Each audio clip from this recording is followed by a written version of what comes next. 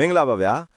TikTok တို့ Facebook တို့လို social media တွေမှာ viral ဖြစ်နေတဲ့ movie recap video တွေကိုဘလို့အလွယ်တကူဖန်တီးနေကြရလဲဆိုတာသိချင်နေပြီလား Okay အဓိကလျှို့ဝှက်ချက်ကတော့ Team Alpha AI မှာပဲဗျကဲ movie recap လောကတဲ့ကိုခြေလန်းစားခြင်းပဲမယ်အချင်းအများကြီးပေးရမှာစိုးရိမ်နေသူတွေအတွက်တော့ဒါဟာတကယ်ကိုသတင်းကောင်းပါပဲ recap တပုတ်ဖြစ်လာဖို့ခေါင်းစားရတာတွေအပင်ပန်းခံရတာတွေကိုဒီ AI ကအကောင်းဆုံးဖြေရှင်းပေးတော့မှာဖြစ်ပါတယ်အခုဒီဗီဒီယိုမှာတော့ Team Alpha AI ကိုအသုံးပြုပြီးမိနစ်ပိုင်းအတွင်း professional ကြတဲ့ recap video တွေထုတ်လုပ်နည်းကိုကျွန်တော်ကအစအဆုံး guide လို့ပေးတော့ပါမယ်အရင်ဆုံး browser မှာ teamalpha.app လို့ရက်ရှာပြီး website ထဲကိုဝင်လိုက်ပါအောင် website ရောက်ပြီဆိုရင်တော့စတင်အသုံးပြုဖို့အတွက် account တစ်ခုအရင်ဆုံး create လုပ်ပေးရမှာဖြစ်ပါတယ်ဗျ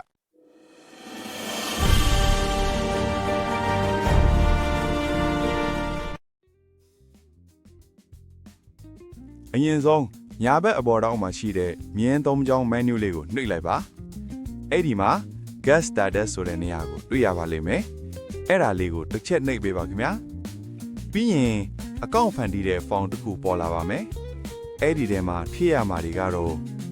email address မှာကိုတုံးနေတဲ့ email ကိုထည့်ပေးပါ display name မှာတော့ကိုကြိုက်တဲ့နာမည်တစ်ခုထည့်လို့ရသလို full name မှာလည်းအဆင်ပြေတဲ့နာမည်ကိုထည့်ပေးရုံပါမယ်ပြီးရင်တော့ password တစ်ခုသတ်မှတ်ပေးပါအောင်ပြီးတော့အောက်မှာရှိတဲ့ I'm not a robot ဆိုတဲ့နေရာလေးကိုအမှန်တချစ်ပေးဖို့မမေ့နဲ့နော်အားလုံးပြီးသွားပြီဆိုရင်တော့ create account ကိုနှိပ်လိုက်ရုံပါပဲနောက်တစ်ဆင့်အနေနဲ့ကိုထည့်ထားတဲ့ email ထဲကို verify link တစ်ခုဝင်လာပါလိမ့်မယ်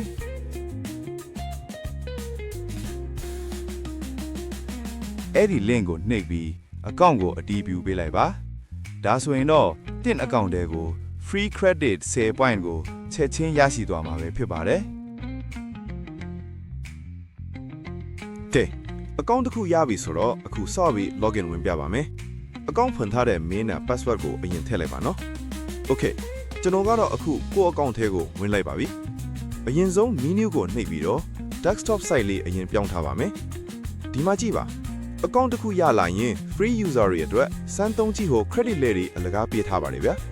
ဒါလေးကိုဘယ်လိုအသုံးပြုရမလဲဆိုတာအခုကျွန်တော်အသေးစိတ်ပြပေးသွားမယ်နော်ဒီ website မှာက video link တစ်ခုရှိရုံနဲ့တင်ကျန်တာဘာမှမလိုပါဘူး YouTube ပဲဖြစ်ဖြစ် TikTok နဲ့ Facebook link ပဲဖြစ်ဖြစ်ကြိုက်တဲ့ link အကုန်ရပါတယ်ဒါပေမဲ့သတိထားမှာကယူလာတဲ့ video ရဲ့အချိန် limit တတ်မှတ်ချက်လေးတော့ရှိပါတယ်ခင်ဗျ video က3မိနစ်ပဲဖြည့်ရပါမယ်3မိနစ်အထက်တော့အခုလောလောဆယ်မရသေးပါဘူးဘာလို့လဲဆိုတော့ဒီမှာသုံးထားတဲ့ system တွေကအဲ့လောက်ထိ handle မလုပ်နိုင်သေးဘူးပါ။ဒါပေမဲ့လည်း TikTok, Facebook နဲ့ YouTube short video တွေပြန်တင်ဖို့တက်ဆိုရင်တော့ဒီပမာဏကလုံးလောက်ပါတယ်နော်။အရင်ဆုံးကျွန်တော်တို့ link တစ်ခုတွားယူလိုက်ပါမယ်။ကျွန်တော်ကတော့ YouTube ကနေပဲ link တစ်ခုယူလိုက်မယ်နော်။ဒီမှာ movie recap တွေအပြင် facts တွေ story တွေကိုလည်းလုပ်လို့ရပါတယ်ခင်ဗျ။ facts ဆိုတာကတော့ theory တွေနဲ့အကြောင်းအရာမှန်တွေကိုရှင်းပြတာမျိုးပေါ့။အဲ့တော့ကျွန်တော်ကနမူနာအနေနဲ့တပုတ်လောက်လုပ်ပြပါမယ်။ movie recap နဲ့ပတ်သက်တဲ့ video link တစ်ခုကို copy ယူလိုက်ပါမယ်။ YouTube မှာလိုချင်တဲ့အကြောင်းအရာတွေအများကြီးရှိတာမို့အဆင်ပြေတာကိုရိုက်ရှာလိုက်ပါ။အဓိကကတော့ကိုကြိုက်တဲ့ channel ရှာဖို့ပါမယ်။ Okay ပြီးရင်ကျွန်တော်တို့ site ကိုပြန်သွားမယ်။ဒီမှာ link ထည့်လို့ရတဲ့နေရာလေးရှိပါမယ်။ခုနက copy ယူလာတဲ့ link ကိုထည့်မယ်။ဒီ clip လေးနှိပ်လိုက်တာနဲ့ဝင်သွားပါပြီ။အဲ့မှာကျွန်တော်တို့ video လေးပေါ်လာပြီနော်။ video ပေါ်လာရင်ကိုလုတ်ချင်တဲ့ပုံစံတိုင်းလိုက်ရွေးလို့ရပါတယ်။တကယ်လို့အဲ့ဒါတွေလိုက်မရွေးချင်ဘူးရွေးရမှာပြင်းတယ်ဆိုရင်လည်းဒီမှာ click တစ်ခုလုပ်ပေးထားပါတယ် one click fast mode ဆိုတာကိုဖွင့်လိုက်ရုံပါပဲဒါဆိုရင်တော့အချို့အချက်တွေကိုလိုက်ရွေးနေစရာမလိုတော့ပါဘူးဒီမှာ ratio ကတော့မွေးရင်း video ရဲ့ ratio အတိုင်းဖြစ်သွားမှာပဲအတန်ကိုလည်းသူကတခါတည်းရွေးပေးထားပါတယ်တကယ်လို့အတန်ကိုမကြိုက်ဘူးဆိုရင်လည်းကိုကြိုက်တဲ့အတန်ကိုပြန်ပြောင်းလို့ရပါတယ်မင်္ဂလာပါမင်္ဂလာပါမင်္ဂလာပါပြီးရင်ဒီမှာ target language ဆိုတာရှိမယ်ဒါကကိုထုတ်ချင်တဲ့ဘာသာစကားကိုရွေးပေးရမှာပါမြန်မာအင်္ဂလိပ်ထိုင်းဂျပန်ကြိုက်တာနဲ့ထုတ်လို့ရပါတယ်နော်မူရင်းဗီဒီယိုကအင်္ဂလိပ်လိုပြောနေတာကိုဘာလို့အင်္ဂလိပ်လိုပဲပြန်ထုတ်မှလဲလို့မေးစရာရှိနိုင်ပါတယ်တကယ်တော့သူကမူရင်းဗီဒီယိုကစကားလုံးတွေအတိုင်းပြန်ထုတ်တာမဟုတ်ဘဲ script ကိုအသစ်ပြန်ရေးပြီးမှထုတ်ပေးတာပါအဲ့ဒါကြောင့်ကျွန်တော်တို့က social media တွေမှာ content အသစ်အနေနဲ့ recreate ပြန်လုပ်လို့ရသွားတာပါ Okay ဒီမှာစကားပြောတဲ့ character လေးတွေလည်းရွေးထည့်လို့ရပါသေးတယ်ဒီ talking avatar လေးတွေကညာဘက်အောက်တောင်မှာပေါ်လာမှာပါပြီးတော့ကိုယ့်ရဲ့ကိုယ်ပိုင် logo လည်းထည့်လို့ရပါသေးတယ်နော်ဖုန်းထဲမှာဖြစ်ဖြစ်ကွန်ပျူတာထဲမှာဖြစ်ဖြစ် logo ပုံရှိနေရင်ထည့်လိုက်ပါ logo ရဲ့နေရာကိုလည်းအပေါ်အောက်ဘယ်ညာစိတ်ကြိုက်ရွေးလို့ရပါတယ်ကျွန်တော်ကတော့ top right အပေါ်ညာဘက်တောင်ကိုပဲရွေးလိုက်ပါနဲ့ဒီမှာအရေးကြီးတာတစ်ခုရှိပါတယ်ကျွန်တော်တို့ကသူများဗီဒီယိုကိုပြန်သုံးမှာဖြစ်တဲ့အတွက် copyright လုပ်ဖို့လိုပါတယ်အဲ့တော့ copyright bypass auto color နဲ့ flip video ဆိုတဲ့ features ၃ခုကိုဖွင့်ထားပေးဖို့အရေးကြီးပါတယ်နော်ဒါမှလည်း copyright ပြဿနာကင်းမှာပါဒါဆိုရင်ဘာမှ edit ဆရာမလိုလို့ပဲတခါတည်းတင်လို့ရတဲ့ဗီဒီယိုတစ်ပုဒ်ရလာပါလိမ့်မယ်ပြီးရင်တော့အောက်မှာ custom blur mask ဆိုတာရှိပါတယ်အဲ့ဒါလေးကိုဖွင့်လိုက်ရင်ဗီဒီယိုမှာ box လေးတစ်ခုပေါ်လာမယ်မူရင်းဗီဒီယိုမှာစာတန်းထိုးပြီးတာနေရင်ဖြောက်ချင်တဲ့နေရာနဲ့ကွက်တိကြအောင်အဲ့ဒီ box လေးကိုရွှေ့ပြီးညှိလိုက်ပါအဲ့ဒီနေရာလေးမှာ blur ဖိသွားပါလိမ့်မယ်နောက်ဆုံးတစ်ခုကတော့ watermark ပါကိုဗီဒီယိုကိုသူများတွေခိုးပြီးပြန်မတင်စေချင်ရင်ကို channel name ကိုဒီမှာထည့်ထားလို့ရပါတယ်ကျွန်တော်ကတော့ PWAGYI ဆိုတဲ့နာမည်လေးထည့်လိုက်မယ်ကဲအားလုံးပြီးပြီဆိုရင်တော့ start processing ကိုနှိပ်လိုက်ပါ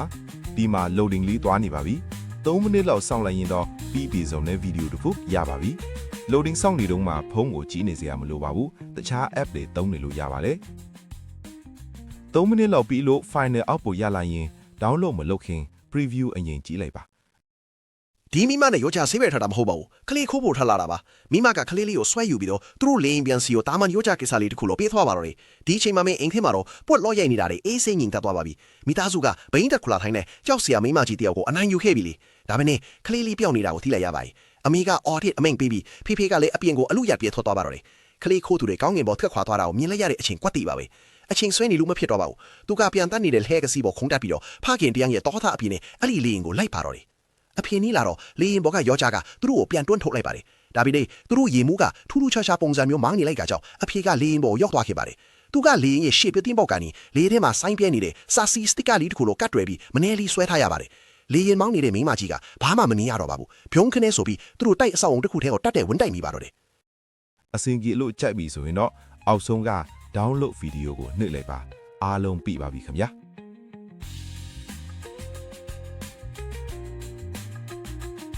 ကိုလုတ်ထားတဲ့ဗီဒီယိုတွေပျောက်မသွားအောင် browser history ထဲမှာသိမ်းပေးထားပါတယ်ခင်ဗျာဒါပေမဲ့သတိထားရမှာက9ရက်ကြော်သွားရင်တော့ auto ပျောက်သွားမှာပါအဲ့ဒီတော့ကိုလုတ်ထားတာတွေကိုပြန်ကြည့်ချင်ရင်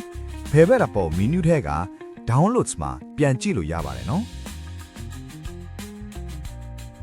credit ဝယ်ခြင်းတဲ့အခါမှာဆိုရင်တော့ buying credits ကိုနှိပ်ပြီးကိုလိုချင်တဲ့ package ကိုရွေးချယ်ပေးရုံပါပဲခင်ဗျာငွေဖေးချေမှုတွေကတော့ KBZ Pay, Wave Pay, True Money Thai နဲ့ Krung Thai Bank တို့နဲ့အဆင်ပြေပြေဝယ်လို့ရပါတယ်ခင်ဗျဒီနေရာလေးမှာအရေးကြီးတာလေးတစ်ခုရှိပါတယ် Creator Select ဆိုတဲ့နေရာမှာကျွန်တော်ဗီဒီယိုကြောင့်အခုလိုသုံးဖြစ်တာဆိုရင်ပွာကြီးဆိုတဲ့ Creator Name လေးကိုရွေးပေးဖို့တောင်းဆိုချင်ပါတယ်ဗျပြီးသွားရင်တော့ Upload Payment မှာ Proof ပုံလေးထည့်ပြီး Confirming လိုက်ရင်ရပါပြီကိုဝယ်ထားတဲ့ Transaction History ကိုကြည့်ကြည့်ရတော့ orders မှာဝင်ကြည့်လို့ရပါတယ်။အဲ့ဒီမှာကိုယ့်ရဲ့ order က pending ဖြစ်နေလဲဆိုရင် developer ဘက်ကလက်မခံရသေးလို့ပါခင်ဗျာ။ approve ပြလာပြီဆိုရင်တော့ကိုယ့် account ထဲကိုဝယ်ထားတဲ့ credit point တွေရောက်လာပါပြီ။မိတ်ဆွေတို့အနေနဲ့နားမလည်တာတစ်ခုခုရှိရင် Telegram မှာ @point တကူကိုမလို့ရိုက်ရှာပြီးမေးလို့ရပါတယ်နော်။အားလုံးကိုကျေးဇူးအများကြီးတင်ပါတယ်ခင်ဗျာ။